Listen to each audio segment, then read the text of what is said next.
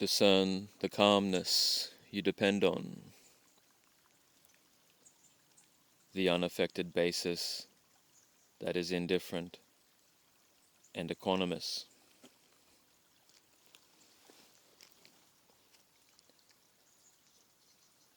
It precedes you, and yet you directly depend on it. Elements, body, posture, the breath.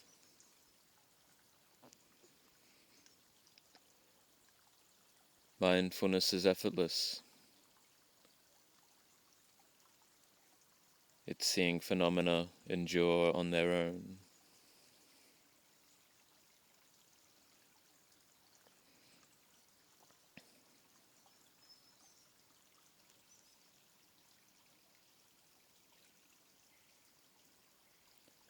What is there first is discovered there, enduring.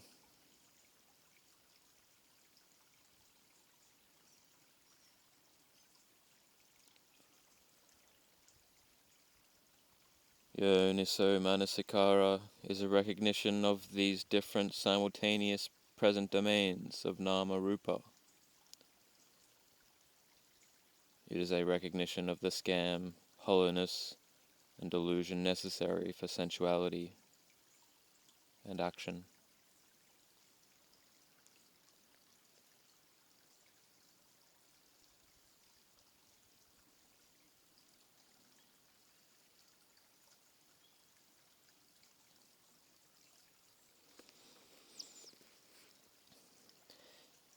Intentions have to realize that matter is inaccessible to them.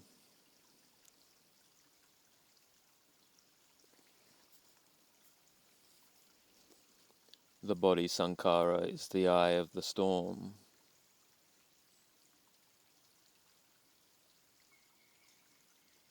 Below the chaos.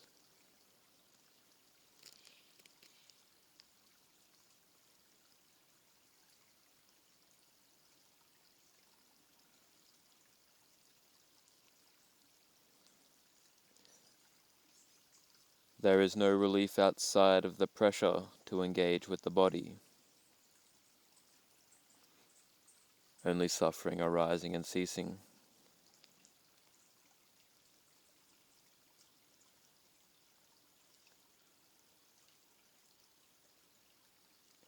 The assumed external world of matter is where the assumed pleasure is, outside of the pain of desire.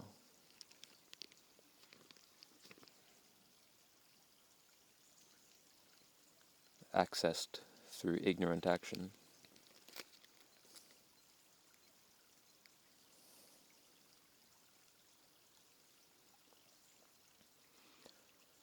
Mindfulness of the body is mindfulness of intentions, pressures, leanings, craving to act with the senses, and neither spilling out nor denying them.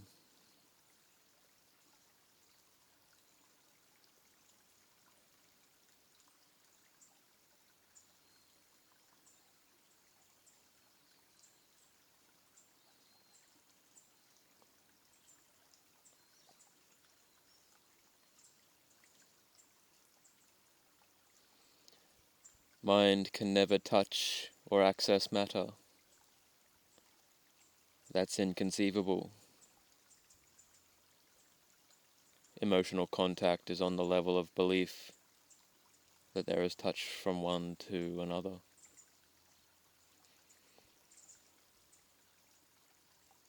It's all just a spilling over of outflows, sensuality, being and views.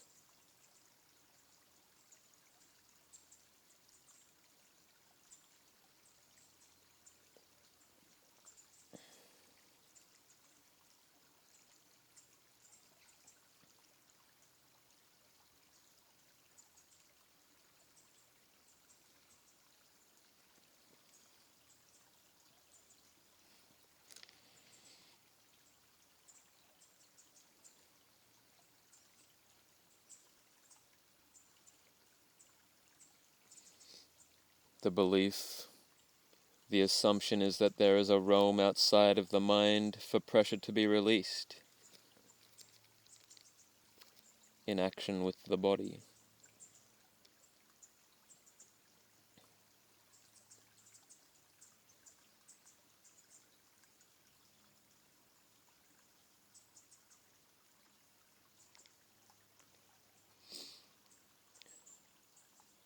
Desire and lust is not in the aggregates, but in regard to them.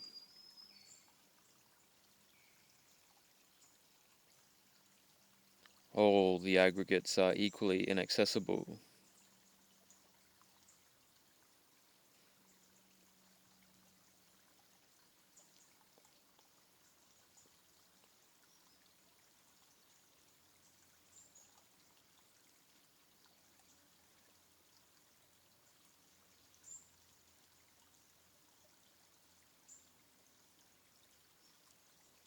The appearance cannot pressure itself.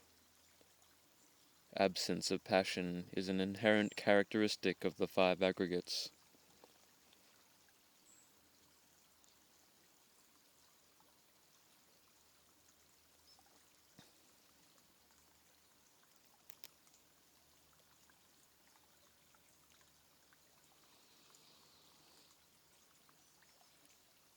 Sati is composure.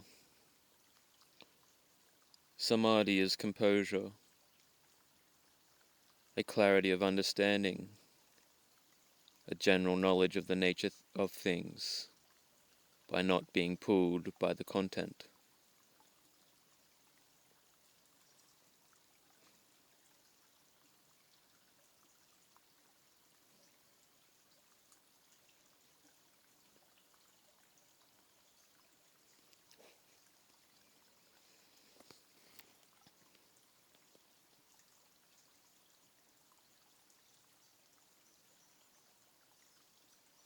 The experience as a whole is just mind with lust or non-lust towards an image of the body,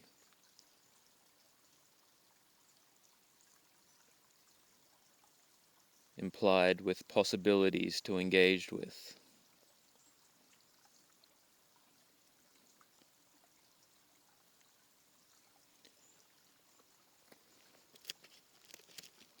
He attends properly. This is suffering.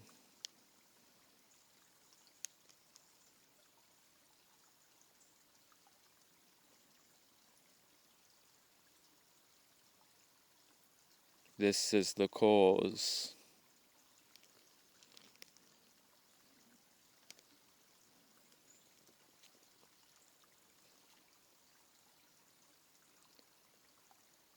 This is the cessation.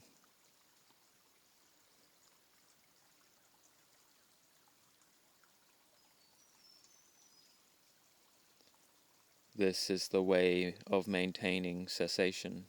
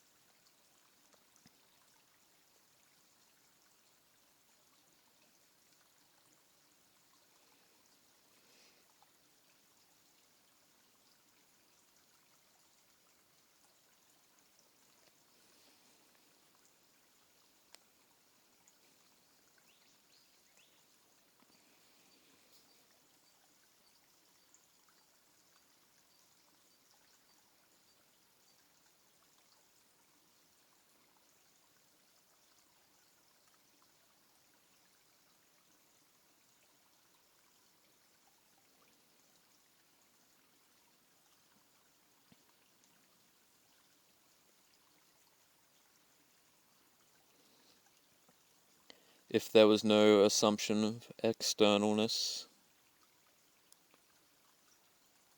would there be any leaning in that direction?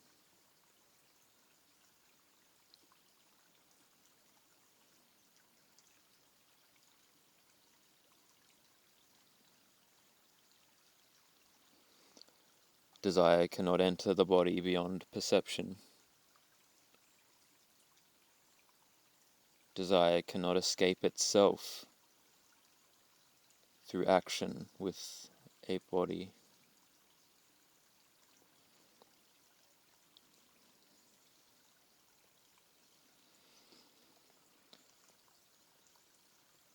With enduring feeling and perception first discovered there,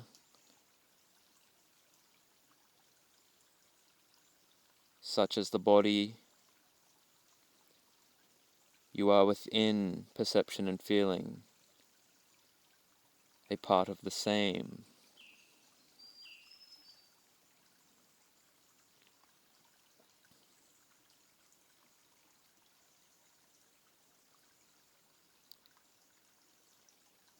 Self first is assuming outside of arisen and enduring feeling and perception.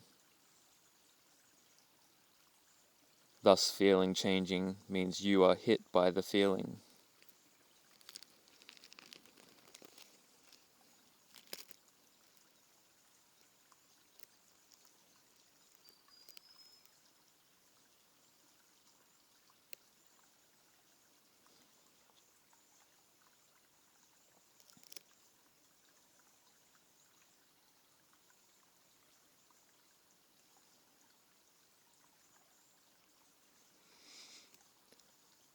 Mindfulness frees you from doing by recollecting what's already there enduring.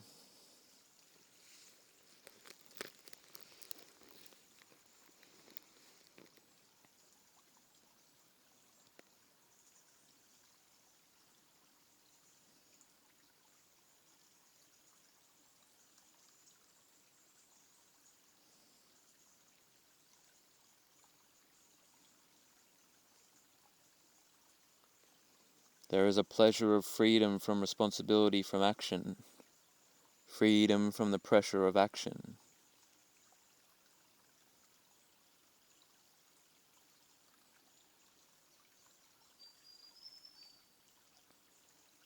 It is effortless joy to not do anything. What is first stays first.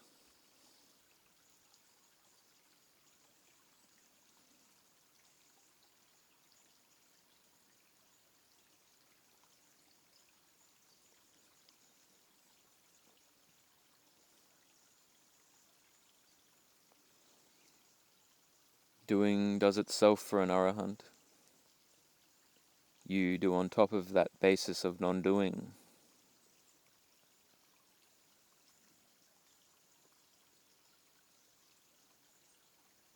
But the practice is not about having something to do. It's about not depending on anything that can be done.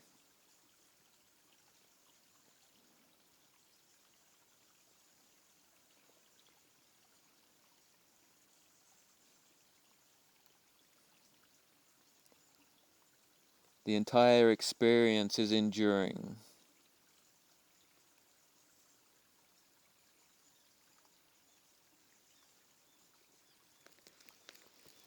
Equanimous without your involvement. Craving is not in the aggregates, but in regard to them.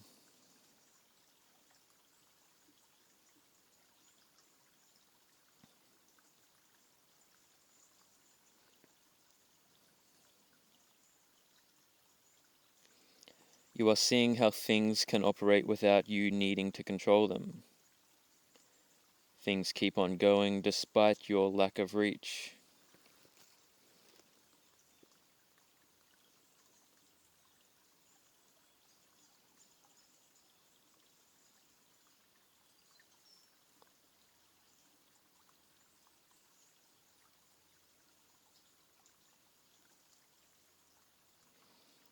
Review the 6 empty sense bases. The eye, the ear, the nose, the tongue, the body, all are destructive, empty, painful to engage towards, painful and dangerous to cling to, inaccessible, not mine.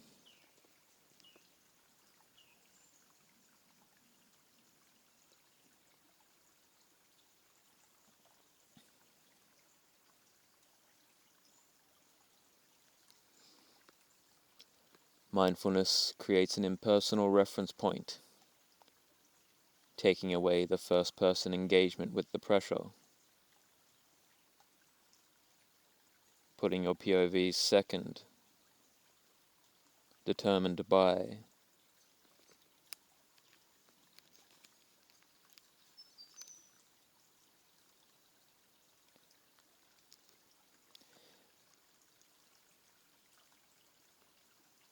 The entire point of the practice, precepts, sense restraint, non-management of suffering, is to create a balance whereby with this is can be seen.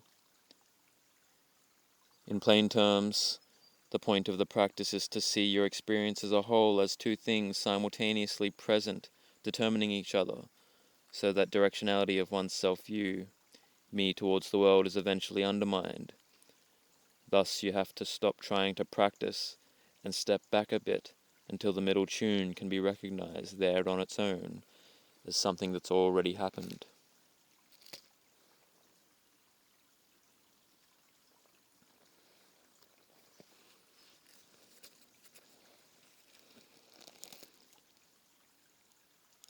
The debt of sensuality is maintained on the level of the relationship with your own body as a basis of potential pleasure.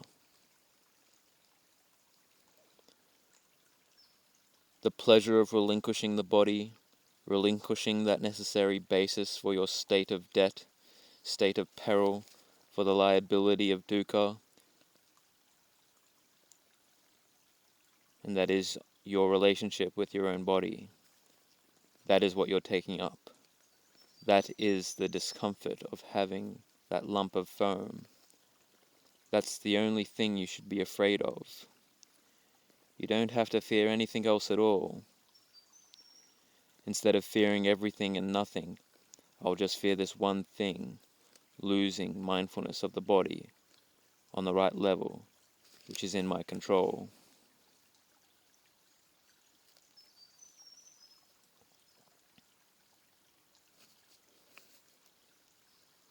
You have to convince Mara and Mara's daughters that the door will never be opened for them again.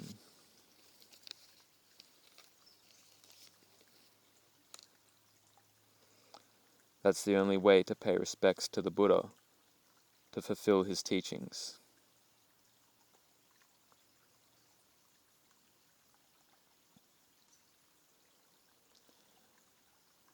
Not acting upon an impulse to act is already creating some space between you and your senses. Non-activity is not being motivated and not using any type of action for the means of distraction of yourself from yourself.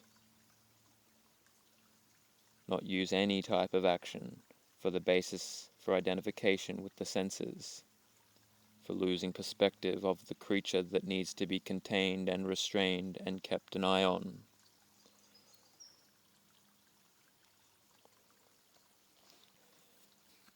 Those pleasant abidings are not something you can want, which means in order to get the pleasant abidings of jhana, first you have to stop running away from unpleasant abidings which are not jhana.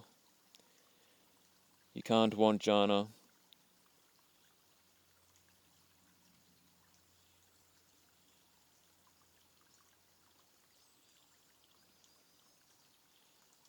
The pleasure of jhana is the pleasure of you not needing to turn away from pain anymore.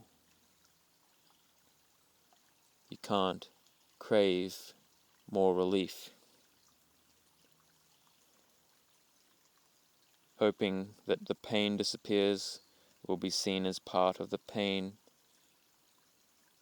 not part of what you wanted and you feel entitled to. It is the hoping which is part of the pain.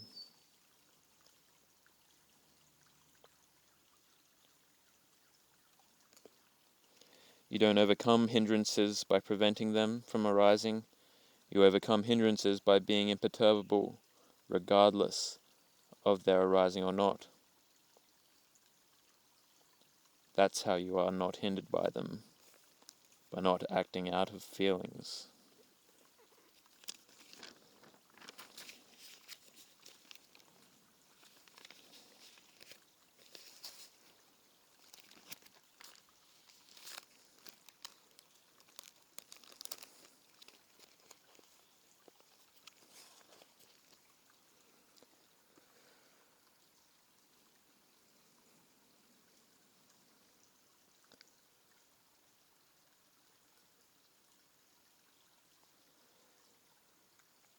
Anapanasati is calming of the endurance that is non-negotiable. That's arahantship in half a night. Mindfulness of breathing is a death of your doing, because the doing of breathing is already enduring. Why do anything on top of that?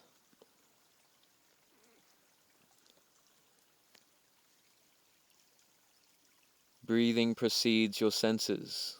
It doesn't require them, always enduring beneath you as a foundation of experience. Breathing is always being done. It is a neutral action that is effortless because the intention belongs to the body, external to the mind.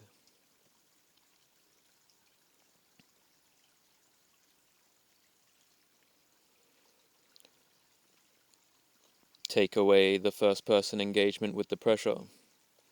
Discern the knowledge and action that precedes your attention, determines it.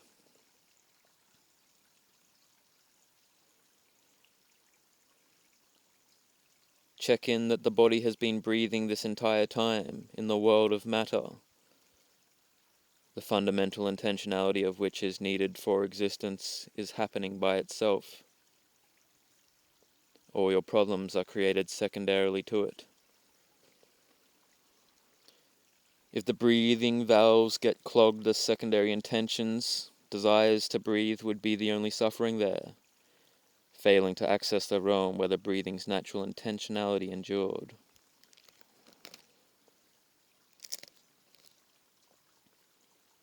You can only choose to breathe on the basis of it already being there, breathing. Know it as enduring beneath your situation.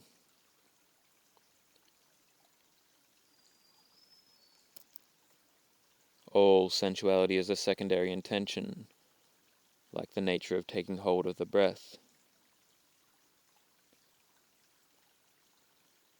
Breathing is being done on the level of non-doing, a permanent flow of non-pressured action satisfying itself endlessly.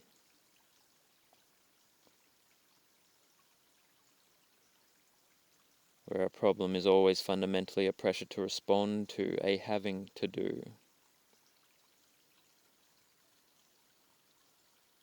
Contemplate that needing to act is pain. Contemplate that action is pain enduring. All doing requires effort. Sensuality requires doing for relief. But breathing is an action that brings itself to an end, satisfying itself naturally. It doesn't have to be done, but is done for you.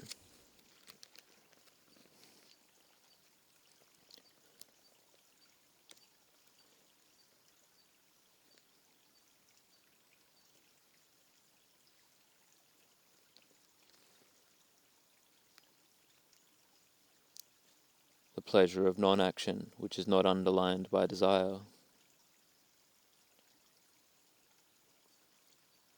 Knowingly he breathes in, satisfying an action already. Knowingly he breathes out, he knows it was done on his behalf.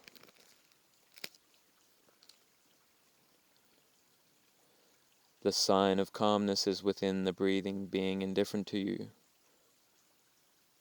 One of the signs and characteristics of indifference is equanimity.